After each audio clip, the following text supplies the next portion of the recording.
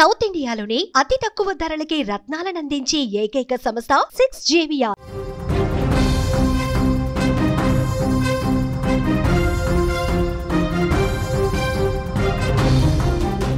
Is breaking news చూస్తున్నాం.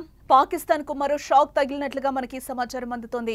కరాచీలోని మాలేర్ jail నుంచి 200 మంది ఖైదీలు పరారైనట్లుగా తెలుస్తోంది. సోమవారం అర్ధరాత్రి జైలు అధికారులపై దాడి చేసి మరీ వారు వెళ్లిపోయినట్లుగా తెలుస్తోంది.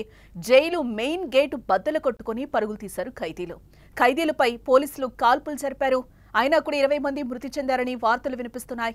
ఖైదీల దాడిలో పోలీస్ ఆఫీసర్లకు తీవ్ర గాయాలైనట్లుగా సమాచారం.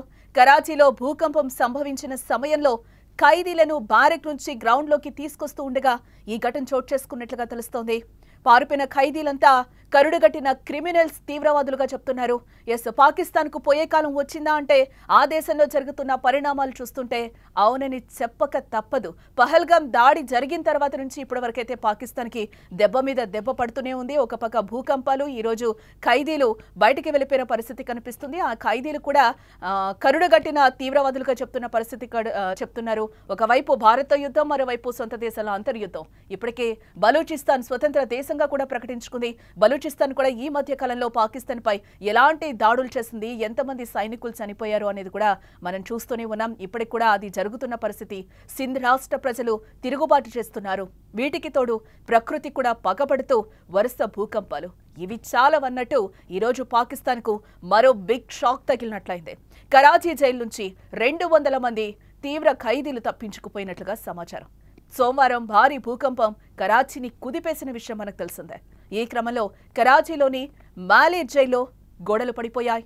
దీంతో సోమవారం అర్ధరాత్రి జైలు అధికారులు ఖైదీలను బ్యారెక్ నుంచి గ్రౌండ్లోకి తీసుకొస్తూ ఉండగా జైలు అధికారులపై దాడి చేసి మరీ జైలు మెయిన్ కోర్టు బద్దలు కొట్టుకుని పరుగులు తీశారు ఖైదీలు.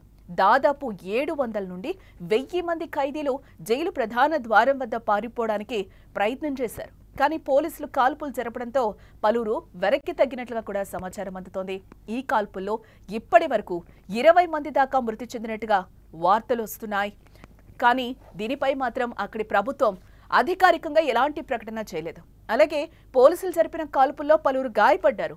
ఖైదీల దాడిలోనూ పలువురు పోలీసు ఆఫీసర్లకు కూడా తీవ్ర గాయాలైనట్లుగా సమాచారం. పరారైన ఖైదీల్లో కొంతమందిని తిరిగి అదుపులోకి తీసుకున్నట్లుగా సమాచారం. సుమారు 40 నుంచి 50 మందిని పోలీసులు పట్టుకున్నట్టుగా తెలుస్తోంది. మిగిలిన వారి కోసం తీవ్రంగా అధికారులైతే గాలిస్తున్న పరిస్థితి కనిపిస్తుంది. అక్కడెక్కడ చెక్ పోస్టులు ఏర్పాటు చేసి నిఘా పెట్టినట్లుగా కూడా తెలుస్తోంది. ఈ ఖైదీల గురించి పారిపోయిన నిందితుల గుర్తింపు కార్డుల ఆధారంగా వారి గ్రామాలు, ఇళ్లు, పరిసర ప్రాంతాలు సోదాలు కూడా చేస్తున్నారు అధికారులు.